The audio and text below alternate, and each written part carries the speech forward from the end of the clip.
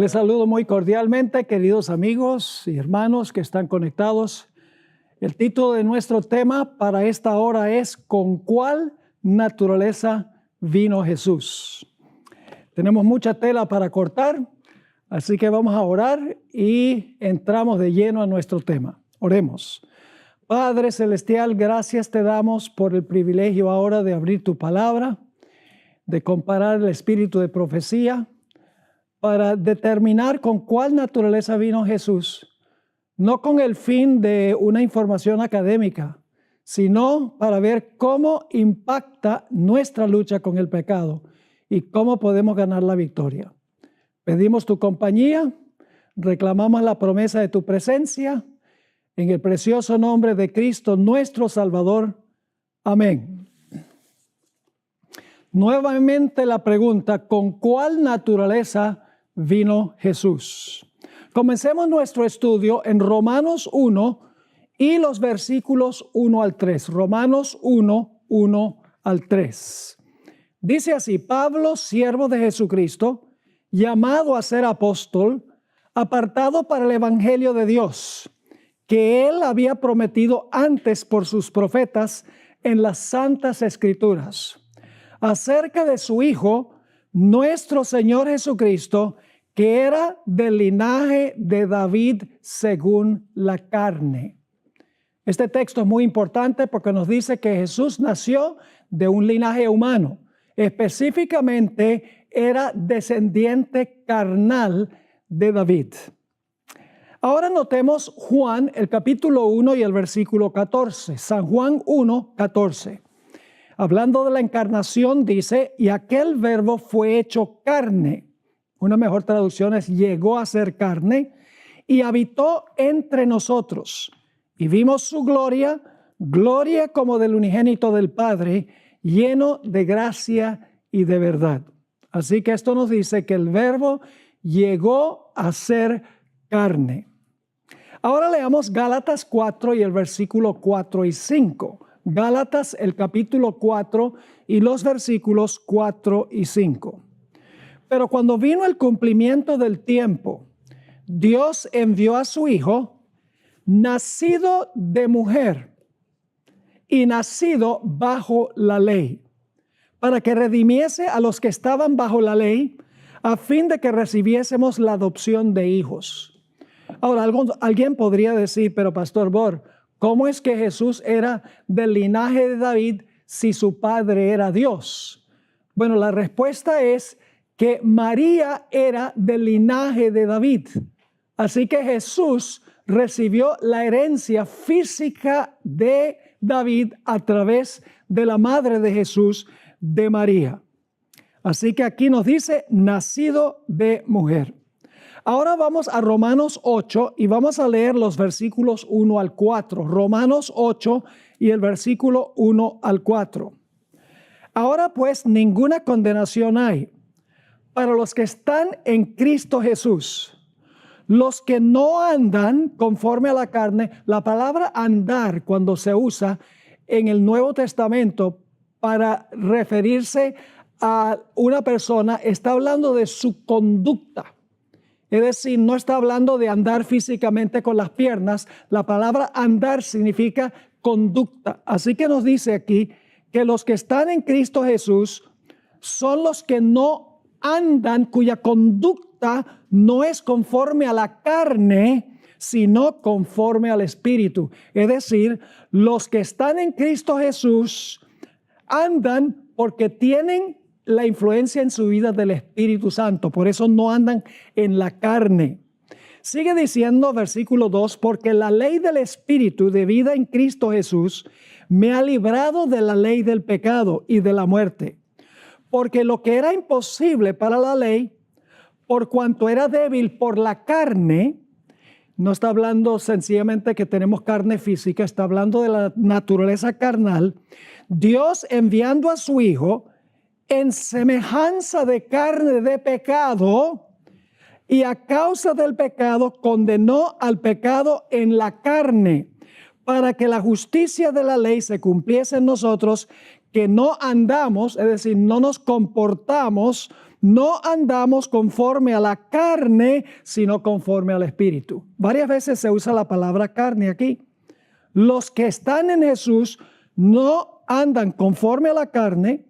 Nos dice aquí que Jesús vino en semejanza de carne de pecado. Y luego dice que condenó el pecado en la carne, se sobreentiende que fue en carne de pecado.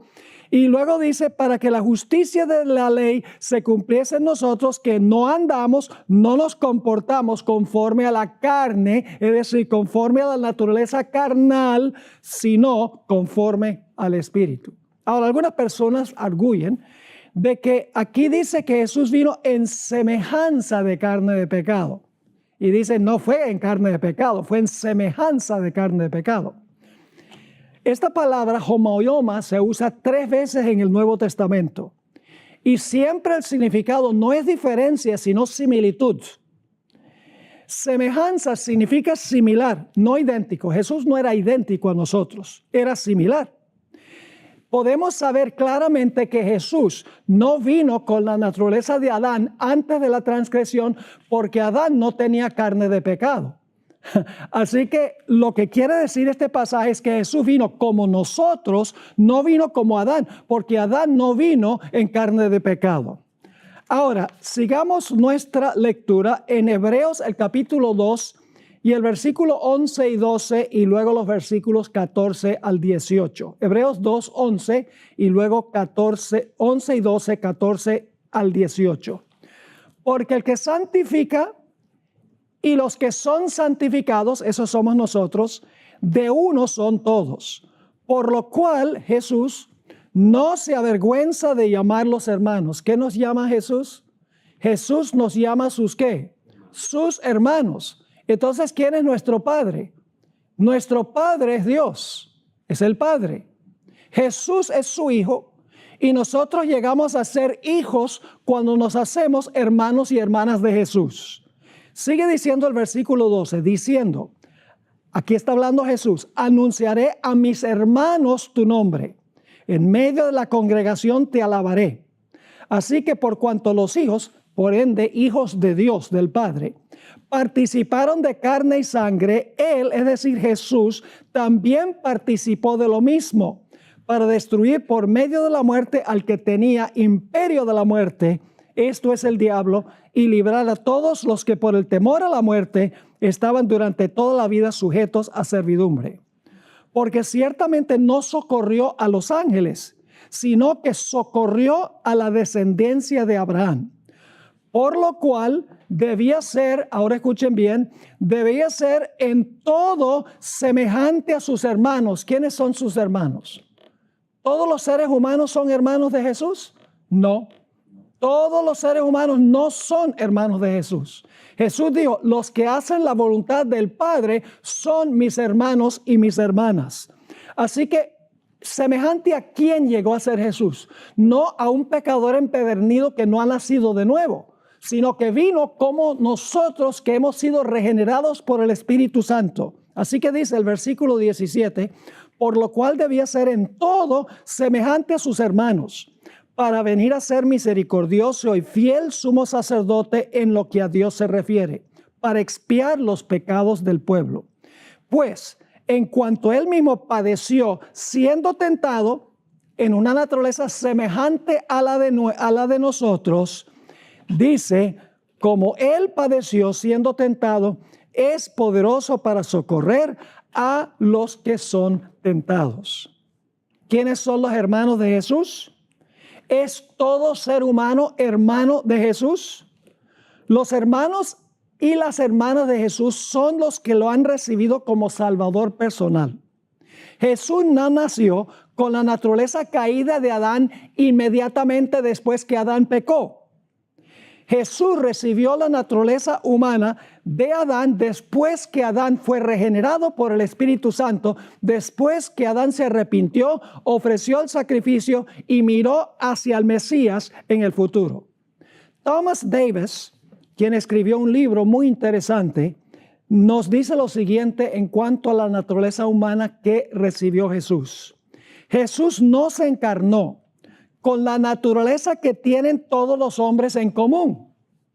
No vino a este mundo para ser en todos los aspectos como todos los hombres.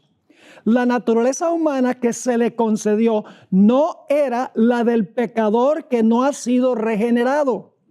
Tenía una naturaleza humana en común solo con aquellos que han experimentado un renacimiento espiritual.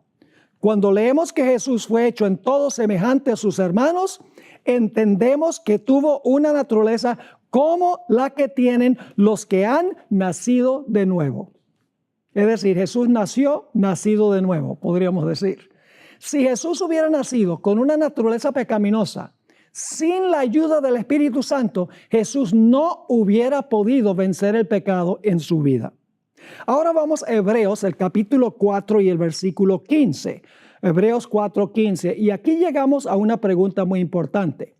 ¿Será que Jesús fue tentado solo de afuera o fue tentado también de adentro de su ser?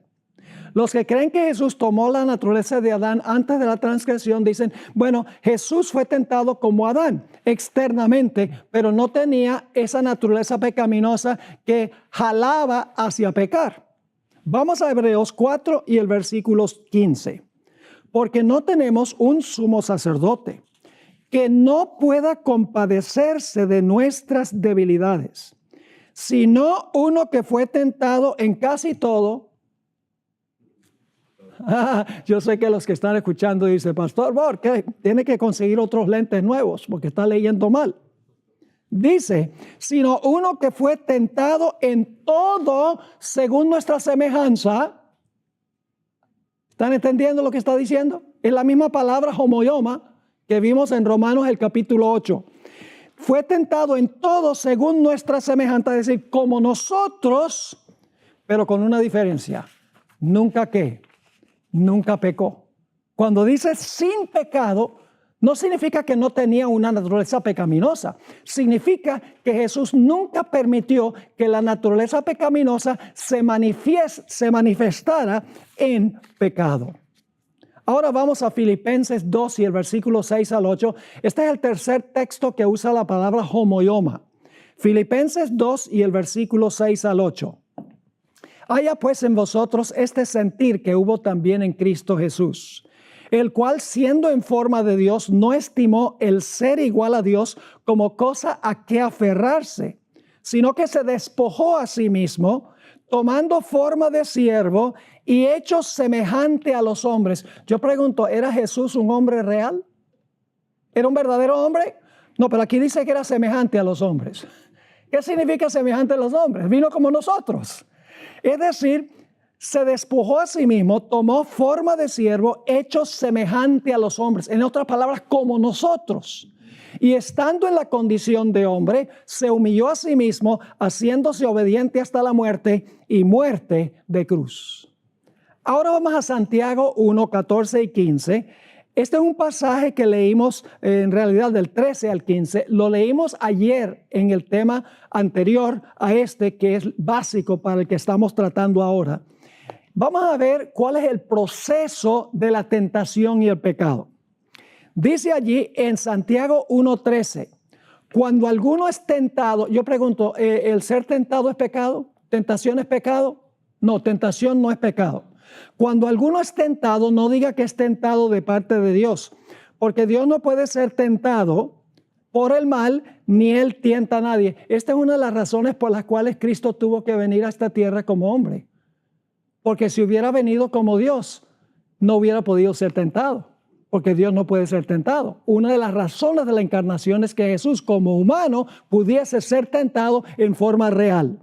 Así que sigue diciendo, cuando alguno es tentado, no diga que es tentado de parte de Dios, porque Dios no puede ser tentado por el mal, ni Él tienta a nadie, sino que cada uno es tentado cuando de su propia concupiscencia, una traducción de eso pues, de su propio deseo interno, es atraído y seducido. En otras palabras, la naturaleza pecaminosa que hace, le da un jalón a la persona. Y luego sigue diciendo, entonces la concupiscencia, o sea, el deseo interno, ¿qué hace? Entonces la concupiscencia, después que a qué? concebido, es decir, cuando hemos acariciado ese jalón, dice, ¿qué pasa? Después que ha concebido, da a luz ¿qué? El pecado, la acción, el pensamiento, el motivo, la palabra pecaminosa. Y el pecado, siendo consumado, da a luz ¿qué cosa? Muerte. Ojalá que esto sea claro. No necesita uno la sabiduría de Albert Einstein para entender estos asuntos. Ahora, algunos toman un texto que dicen, este texto indica que Jesús nació con una naturaleza sin pecado. Dice David, y ellos dicen en contraste con Jesús, he aquí en maldad he sido formado y en pecado me concibió mi madre. Enseguida dicen en pecado, es decir, David fue concebido en pecado, pero Jesús tenía la naturaleza sin pecado como Adán antes de la transgresión. Pero a la luz de todas las escrituras, todos los textos que estamos estudiando, debemos dejar que la Biblia se explique leyendo todos los versículos, o si no, seríamos guardadores del domingo, porque los que guardan el domingo usan Apocalipsis 1 y el versículo 10, estaba en el Espíritu en el día del Señor. Y ustedes saben que usan otros textos para tratar de comprobar que el domingo es el día de reposo. Este texto singular no puede contradecir todo el testimonio del resto de las escrituras. ¿Qué significa que en pecado me concibió mi madre? Sencillamente significa que David heredó ¿qué cosa? Una naturaleza pecaminosa de parte de su madre. Ahora les voy a mostrar un punto muy importante. Elena White tiene una cita que se encuentra en Mensajes Selectos, tomo 2, página 297, que dice así. Está hablando de la resurrección al final de la historia. Cuando los pequeños infantes, ¿qué es un pequeño infante? Es un bebé, ¿verdad? No ha alcanzado la edad de la razón. Cuando los pequeños infantes salen inmortalizados de sus lechos polvorientos, inmediatamente vuelan hacia los brazos de sus madres. Se encuentran de nuevo para nunca más separarse. Pero muchos de los pequeños no tienen madres allí.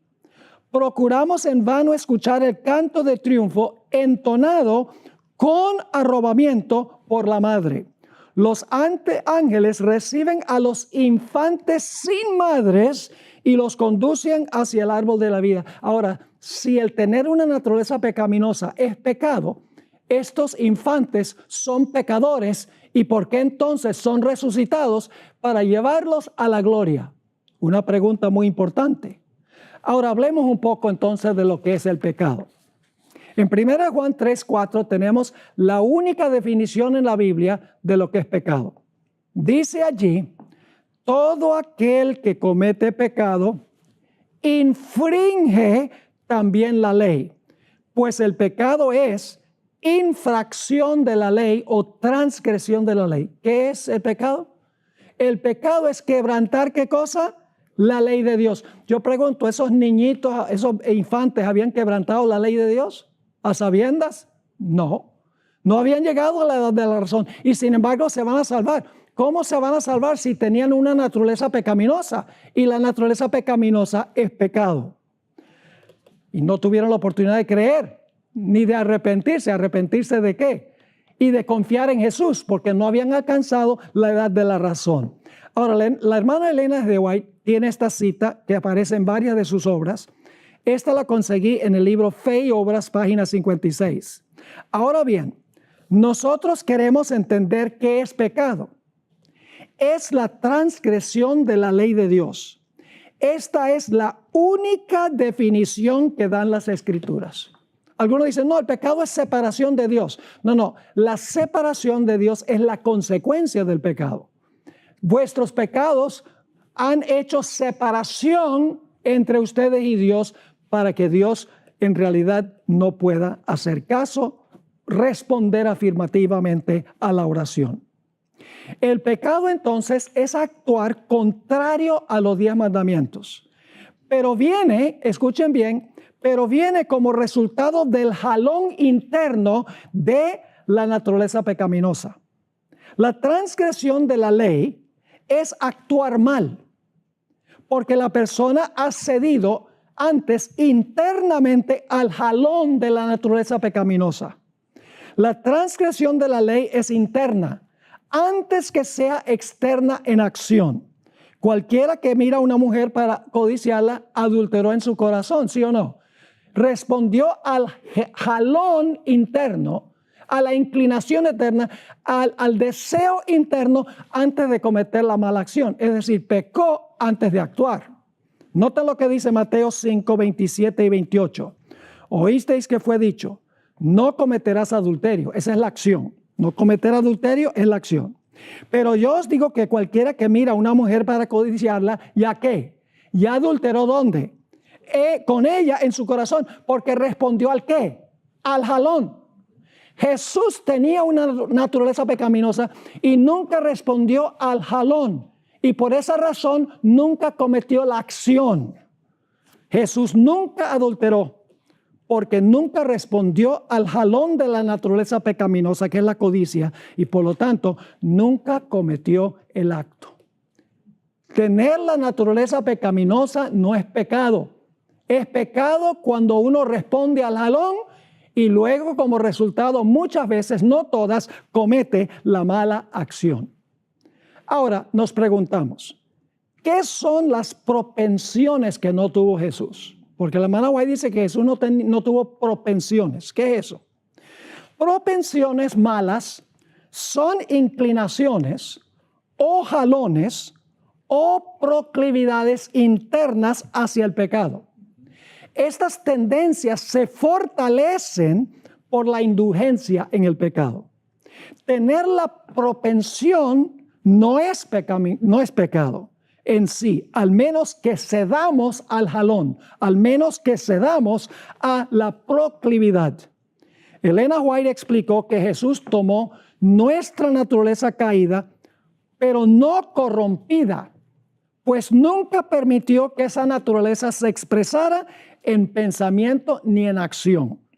Esto es lo que escribió en el manuscrito 57 de 1890. Cristo tomó nuestra naturaleza caída, pero no corrompida. Y pues se sobreentiende, no corrompida porque nunca pecó.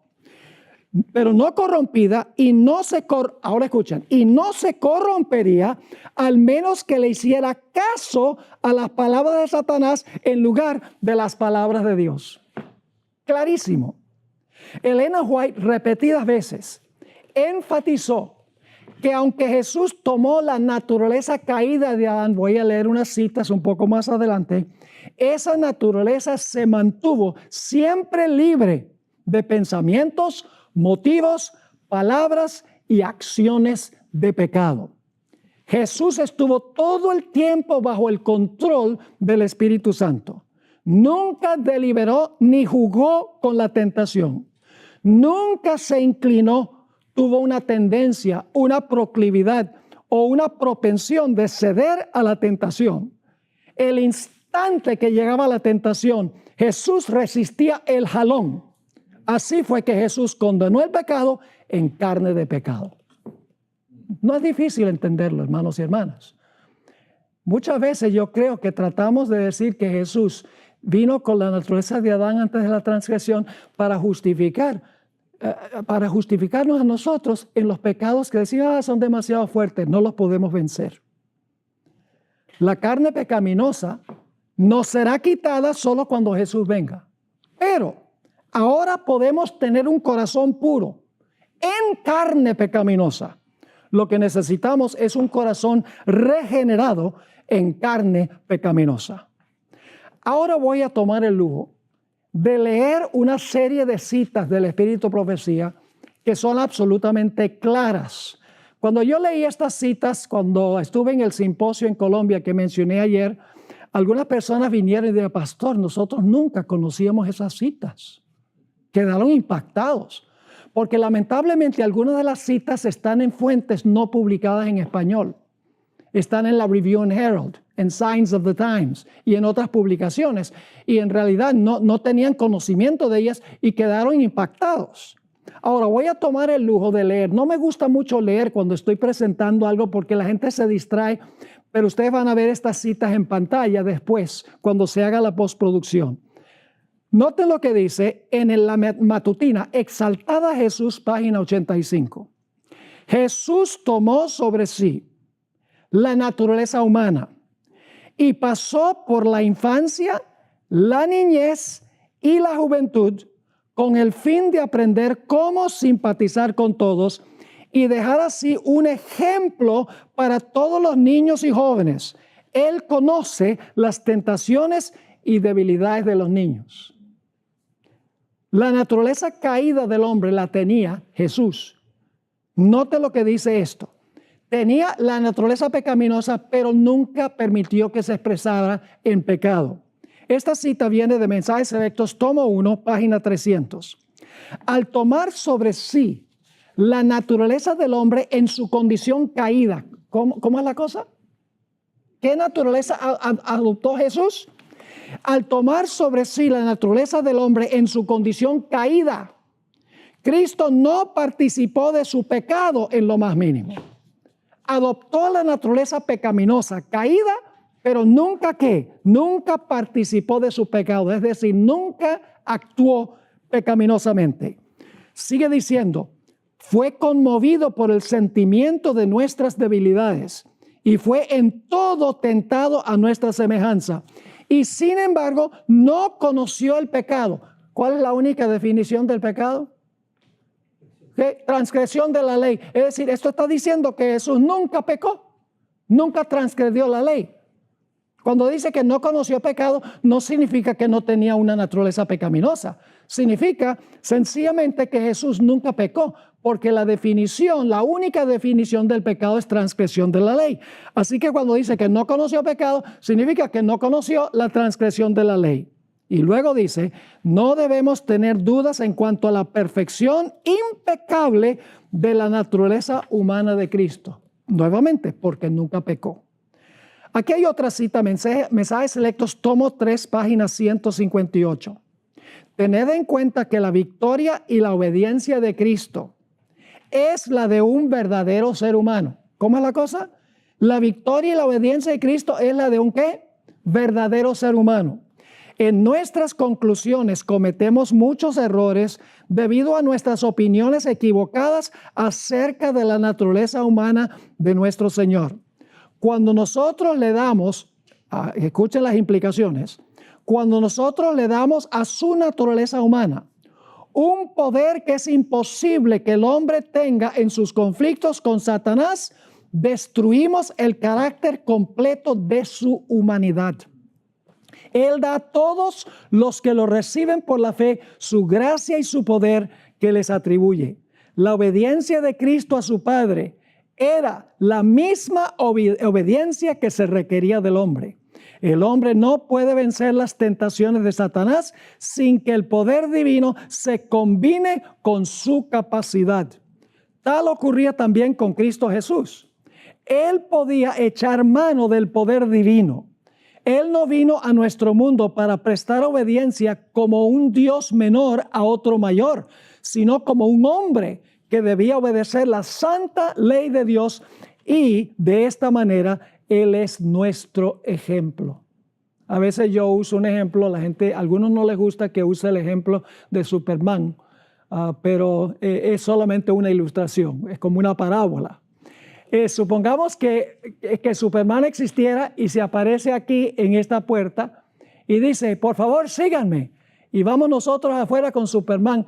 Y Superman sale volando y dice, seguid en pos de mí. ¿Puedo yo seguir en pos de él? No, porque él tiene poderes que yo no tengo. De la misma manera, si Jesús dice, sigue mi ejemplo, seguid en pos de mí, y yo no tengo acceso al mismo poder que tiene él, entonces es imposible que yo siga su ejemplo. Noten lo que dice Mensajes Selectos, tomo 2, página 125. Después del gran chasco, hubo pocas personas que se dedicaron de todo corazón a la investigación de la palabra. Pero algunos no se desanimaron ni negaron que el Señor los había guiado. A estos la verdad les fue revelada punto por punto y se entrelazó con sus recuerdos y sentimientos más apreciados. Ahora escuchen esto. Los buscadores de la verdad sentían que la identificación de Cristo con su naturaleza, es decir, con la de ellos, y sus intereses era completa. Jesús se identificó completamente con nosotros. Note lo que dice Primeros Escritos, página 152. Satanás se alegró de nuevo con sus ángeles de que, por haber causado la caída del hombre, lograba hacer descender al Hijo de Dios de su excelsa posición. Es decir, Satanás se alegró, dijo, ahora Cristo va a tener que descender para salvar al hombre. Sigue diciendo la cita. Dijo a sus ángeles que cuando Jesús, escuchen, tomara la naturaleza del hombre caído. ¿Cuándo qué? Cuando Jesús tomara la naturaleza de hombre caído, podría vencerlo e impedir el cumplimiento del plan de salvación. Satanás dijo, si pude vencer a Adán, si pude vencer a todos los seres humanos, todos han pecado, Jesús no se va a escapar tampoco. Aquí viene otra cita, también de Primeros Escritos, página 150. También les dijo a los ángeles fieles que ellos tendrían una parte que cumplir, estar con él y fortalecerle en varias ocasiones. Está hablándole Dios a los ángeles, que tomaría la naturaleza caída del hombre y su fortaleza no equivaldría siquiera a la de ellos. Aquí hay otra cita, esta cita es poderosa, se encuentra esta cita, a ver si puedo conseguir, en la Review and Herald, febrero 24, 1874. La gran obra, este es clarísimo, la gran obra de la redención se podía cumplir tan solo si el Redentor tomaba el lugar del Adán caído. No del Adán antes de la transgresión, del Adán caído. Con los pecados del mundo colocados sobre él, debía pasar por el mismo terreno a donde tropezó Adán. Sobrellevaría la prueba que Adán fracasó en soportar y que sería casi infinitamente más severa que la que sufrió Adán. Vencería en favor del hombre y conquistaría al tentador para que, por medio de su obediencia, su pureza de carácter, su integridad inconmovible, su justicia se le pudiera imputar al hombre de tal manera que por medio de su nombre el hombre pudiese vencer al enemigo por su propia cuenta. Ahora, hay una cita poderosa en El Deseo de Todas las Gentes, página 32. Ustedes recuerdan que ayer leí una cita del pastor Jones donde decía que Jesús tomó la naturaleza que tenían sus antecesores en su genealogía. Ahora, fíjense, la hermana White estuvo de acuerdo con esto. Habría sido una humillación casi infinita para el Hijo de Dios revestirse de la naturaleza humana, aun cuando Adán poseía la inocencia del Edén. Es decir, hubiera sido una humillación prácticamente infinita que Jesús tomara la naturaleza de Adán antes de la transgresión. Pero ahora noten. Pero Jesús aceptó la humanidad cuando la especie se hallaba debilitada por 4,000 años de pecado. Como cualquier hijo de Adán, aquí viene una parte clave, como cualquier hijo de Adán, aceptó los efectos de la gran ley de la herencia. Y la historia de sus antepasados terrenales demuestra cuáles eran aquellos efectos. Mas Él vino con una herencia tal para compartir nuestras penas y tentaciones y darnos el ejemplo de una vida sin pecado. Noten que una vida sin pecado no significa no tener la naturaleza pecaminosa, significa no cometer pecado. En Mensajes Selectos, tomo 1, página 290, Elena White escribió, Cristo no tomó la naturaleza humana en forma aparente, la tomó de verdad. En realidad poseyó la naturaleza humana. Y ahora cita Hebreos 2:14, por cuanto los hijos participaron de carne y sangre, él también participó de lo mismo. Era el hijo de María, era de la simiente de David de acuerdo con la ascendencia humana. Se declara de él que era hombre, el hombre, Cristo Jesús. En Signs of the Times, octubre 17, 1900, esto es mucho después de Indianápolis, Elena White escribió, Adán fue tentado por el enemigo y cayó. No fue el pecado que moraba en él lo que causó que se diera, pues Dios lo hizo puro y recto a su propia imagen. Así que está hablando de Adán.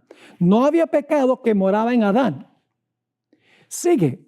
Era tan libre de culpa Adán como los ángeles que están delante del trono. No había en él principios corruptos, ninguna tendencia al mal. Pero, ahora viene el contraste, pero cuando Cristo vino a enfrentarse a la tentación de Satanás, llevó la semejanza de carne de pecado. Claro, clarísimo. El deseo de todas las gentes, página 117. En nuestra humanidad, Cristo había de redimir el fracaso de Adán. Pero cuando Adán fue asaltado por el tentador, no pesaba sobre él ninguno de los efectos de pecado. Gozaba de la fortaleza de una humanidad perfecta y tenía pleno vigor de mente y cuerpo. Estaba rodeado por las glorias del Edén y se hallaba en comunión diaria con los seres celestiales. Pero no fue así con Jesús cuando fue al desierto para enfrentarse a Satanás. Por 4000 años, la familia humana había estado disminuyendo, ahora escuchen, en fuerza física, poder mental y en valor moral. Y Cristo tomó sobre sí las flaquezas de la humanidad degenerada. Únicamente así podía rescatar al hombre de las profundidades de su degradación. Claro, aquí hay otra cita. En la matutina, exaltad a Jesús, página 339, exaltad a Jesús, 339, dice así: en Cristo se unieron la divinidad y la humanidad. Escuchen cuidadosamente. En Cristo se unieron la divinidad y la humanidad, el creador y la criatura, la naturaleza de Dios cuya ley había sido transgredida. Ahora escuchen. Y la naturaleza de Adán, el transgresor, se encontraron en Jesús. Poderoso. Nuevamente dice, en Cristo se unieron la divinidad y la humanidad, el creador y la criatura, la naturaleza de Dios cuya ley había sido transgredida, y la naturaleza de Adán, el transgresor, se encontraron en Jesús, el Hijo de Dios y el Hijo del Hombre. Aquí hay otra, viene de Youth Instructor. Diciembre 20, 1900, cita que no está en español. Reflexionad sobre la humillación de Cristo. Él tomó sobre sí mismo la naturaleza humana caída y sufriente, degradada y manchada por el pecado. Más claro no canta un gallo a las 3 de la mañana. Clarísimo. Mensajes selectos, tomo 1, 314 y 315. En el desierto de la tentación, Cristo estuvo en el lugar de Adán para soportar la prueba que éste no había podido resistir. Aquí venció Cristo en lugar del pecador. ¿En lugar de quién? Adán el pecador. Por el contexto, en lugar del pecador. 4000 años después de que Adán dio la espada a la luz del hogar.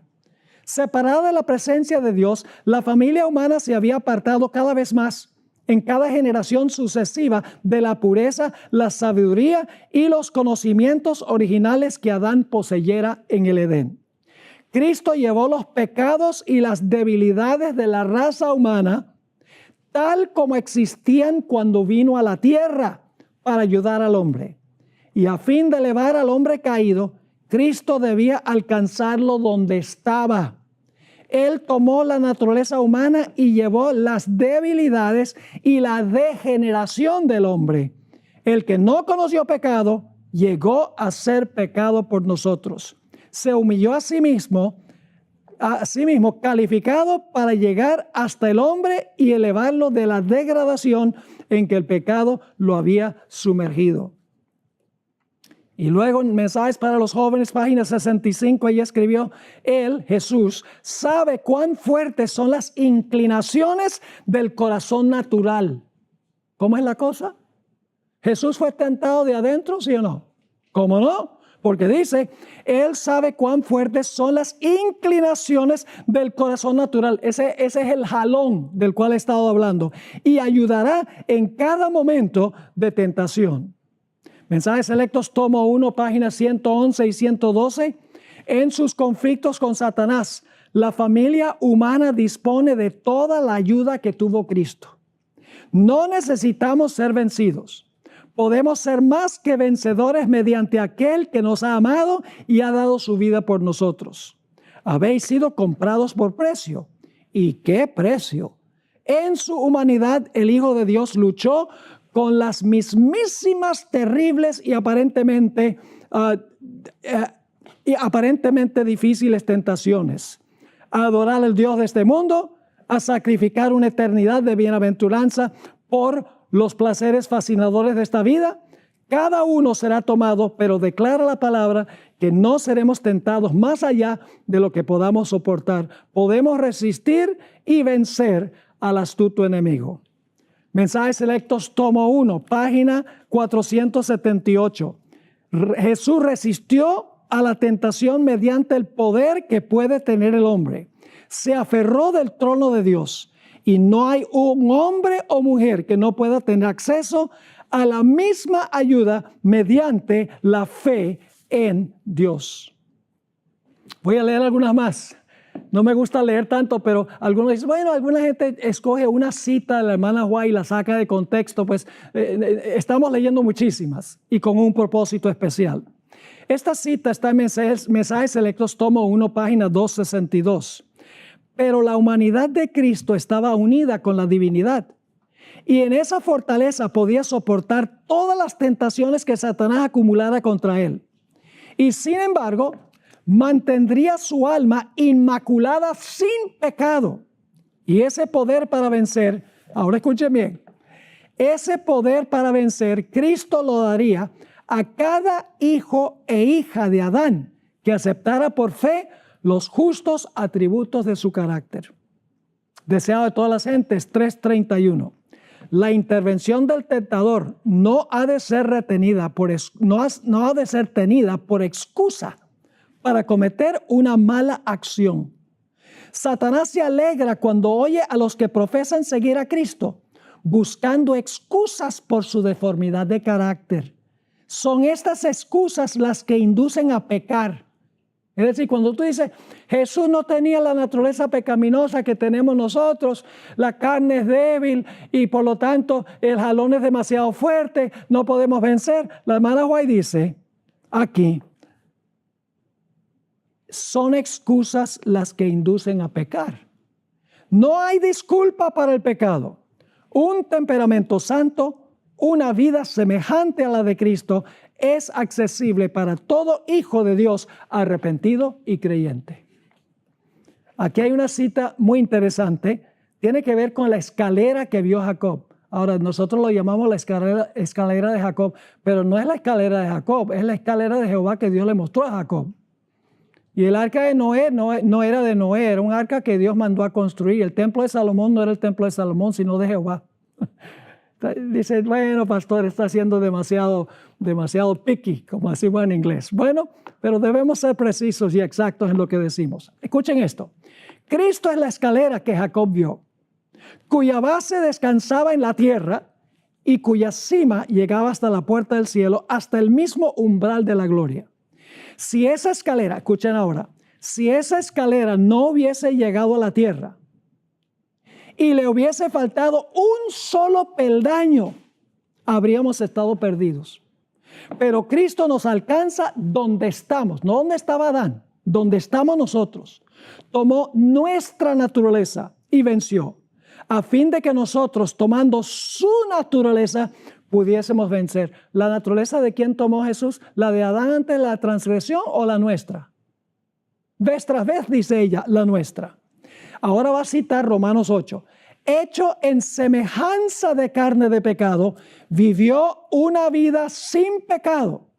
Ahora por su divinidad, hecha mano del trono del cielo, esa es la parte de arriba de la escalera, mientras que por su humanidad, en la parte de abajo, llega hasta nosotros. Él nos invita a obtener por la fe en Él la gloria del carácter de Dios. Por lo tanto, hemos de ser perfectos como nuestro Padre que está en los cielos es perfecto. Review and Herald, febrero 18, 1890. El Hijo de Dios fue asaltado a cada paso por los poderes de las tinieblas. Después de su bautismo fue llevado por el Espíritu al desierto y sufrió la tentación por 40 días. Y ahora la hermana White va a mencionar cartas que ha estado recibiendo.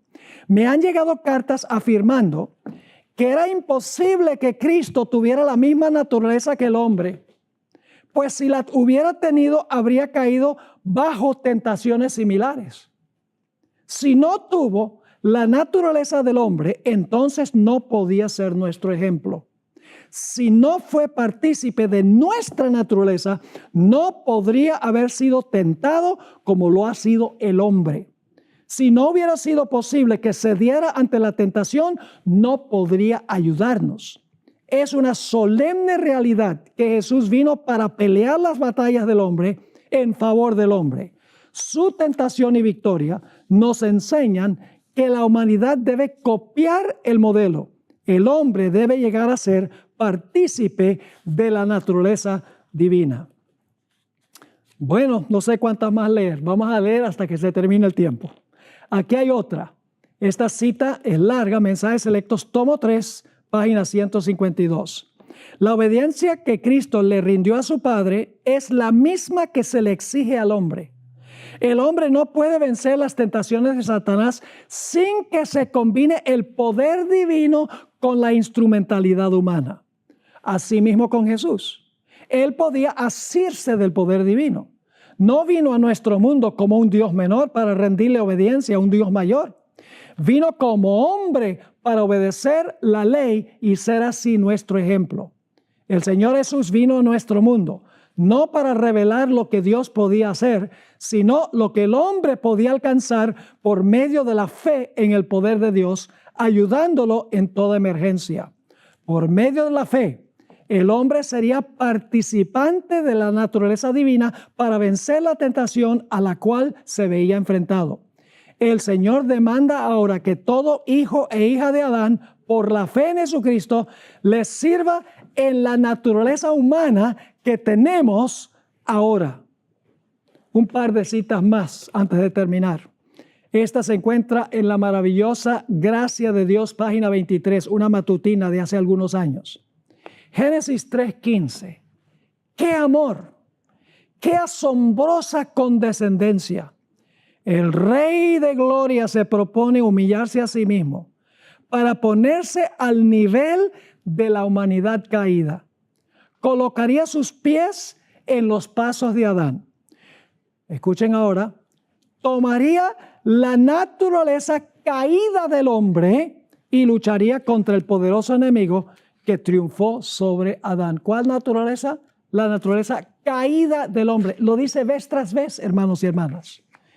Aquí hay otra cita, reflejemos a Jesús, página de octubre 16, reflejemos a Jesús en una matutina.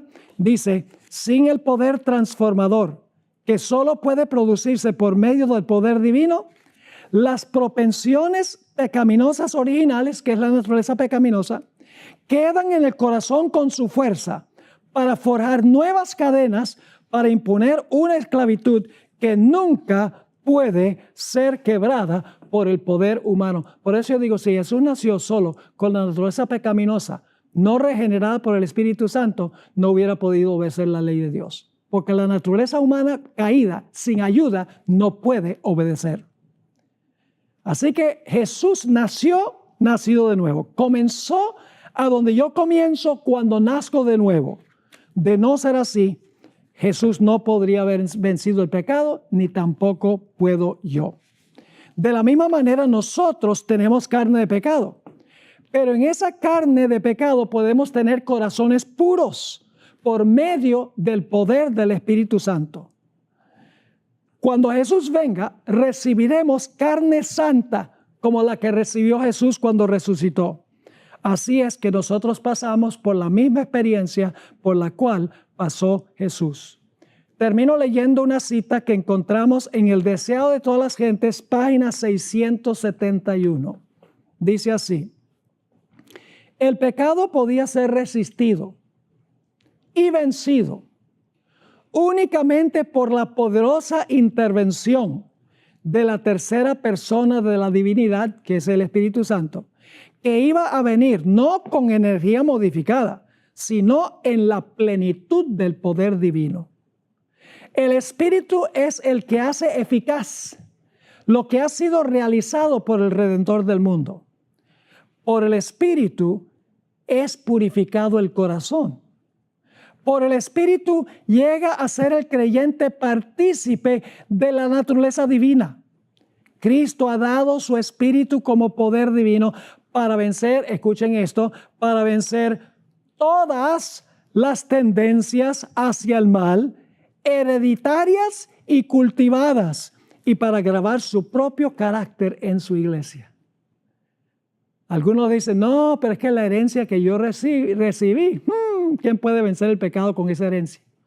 Otro dice, y con el mal ejemplo, el ambiente donde yo crecí, ¿quién puede vencer el pecado habiendo crecido en ese ambiente?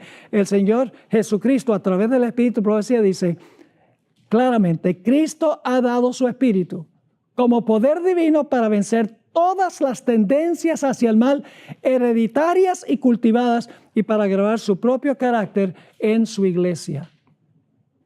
La Biblia dice, casi todo lo puedo en Cristo que me fortalece. Dice, prácticamente todo lo puedo en Cristo que me fortalece. No, dice, todo lo puedo en Cristo que me fortalece. Y alguno dice, pero pastor, ¿cómo puedo yo subyugar ese jalón interno? ¿Cómo puedo subyugarlo? La respuesta es que no podemos subyugarlo. Tenemos que hacerle una entrega de nuestra voluntad al Señor Jesucristo. Tenemos que pedir diariamente una infusión del Espíritu Santo para que el Espíritu Santo amortigüe y conquiste y subyugue esos deseos pecaminosos, esos jalones de la naturaleza humana. Pero quiero decirles algo, cuando nosotros estamos dedicando nuestro tiempo a ver en la televisión inmoralidad, violencia y espiritismo, entre otras cosas, nosotros lo que estamos haciendo es fortaleciendo la naturaleza pecaminosa. La naturaleza pecaminosa lo que va a hacer es que el jalón sea mucho más fuerte cada vez que nosotros llenamos nuestra mente de aquello que contamina nuestra mente. La victoria se encuentra en nuestra vida devocional, prácticamente hablando. Y ese será el último tema que presentaré al concluir este simposio. Lo que nosotros metemos a nuestra mente determina victoria o derrota del pecado. Así de sencillo es. Así que, mis queridos hermanos y hermanas, nunca digamos, ay, yo soy débil, tengo una mala herencia, crecí en un medio ambiente malo, en realidad yo he tratado de ganar la victoria, pero no la puedo ganar. En realidad, Dios nos promete a nosotros una victoria total sobre el pecado si cumplimos las mismas condiciones que cumplió el Señor Jesucristo. El secreto, el Espíritu de Profecía dice que debemos dedicar 1 hora cada día para contemplar la vida de Cristo, especialmente las escenas finales. Y cuando hagamos eso, veamos las escenas finales, vamos a ver lo que le costó nuestro pecado a Jesús. Cuando sudaba gotas de sangre en Getsemaní y rogaba que Dios le quitara la copa de su ira. Cuando clamó en la cruz, Dios mío, ¿por qué me has desamparado? Mientras más tiempo medito sobre eso, digo, el pecado es terrible, Señor Jesús. Por favor, dame tu espíritu para poder vencer el pecado, para vencer la naturaleza pecaminosa. Dios nos bendiga y esa sea nuestra experiencia.